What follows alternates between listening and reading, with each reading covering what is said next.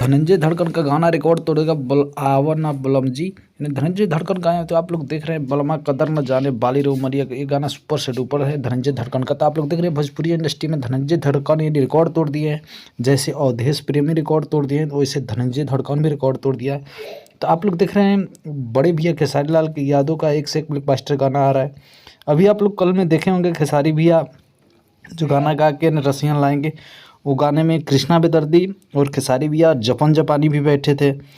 तो जपन जपानी भी उनके साथ में यानी मस्ती कर रहे थे। तो आप लोग का प्यार सपोर्ट है भाई, ऐसे ही प्यार दुलार देते रहिए। हमारे चैनल पे नए हो तो प्लीज़ चैनल सब्सक्राइब कर लेना। बाकी हिट मशीन टेनी स्टार का ज़बरदस्त गाना आ रहा है भोजपुरी इंडस्ट्री में, आप लोग देख ही रहे हैं।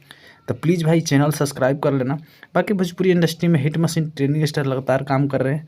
तो आप लोग धनंजय धड़कन का फैन है तो भाई वीडियो को लाइक कर देना, चैनल को सब्सक्राइब कर देना। बाकी भोजपुरी इंडस्ट्री में आप लोग देख रहे हैं एक ब्लॉकबस्टर गाना धनंजय धड़कन और खेसारी भैया का आ रहा है और अवधेश प्रेमी का।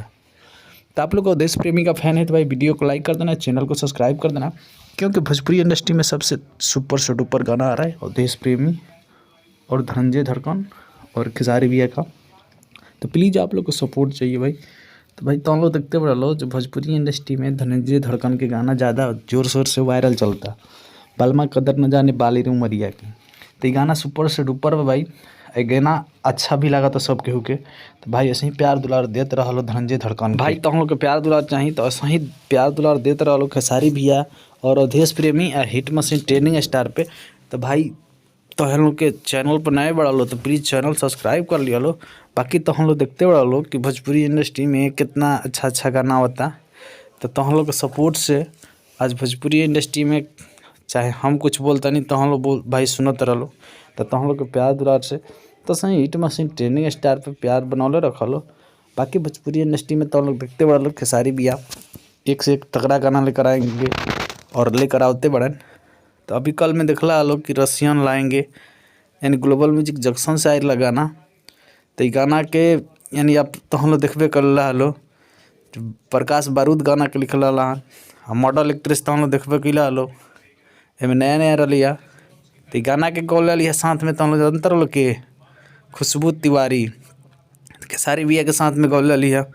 तो बाकी तो हम लोग देखते वाला खेसारी भैया के गौरी नया गाना आवेला भाई, वो भी बहुत जल्द आवेला बा। कहाँ से कृष्णा बेदर्दी लिखले बड़े तो हम लोग कल स्टूडियो में देखबे करूँ खेसारी भैया रिकॉर्डिंग ये गाना के वीडियो पर कैसे रील बनौले हुआ। तो भाई तो हम लोग इसी सपोर्ट करते रहो हिट मशीन ट्रेनिंग स्टार की। बाकी भोजपुरी इंडस्ट्री में देखते बड़ा लोग से ब्लॉकबस्टर गाना होता तो हम लोग देखते बड़ा।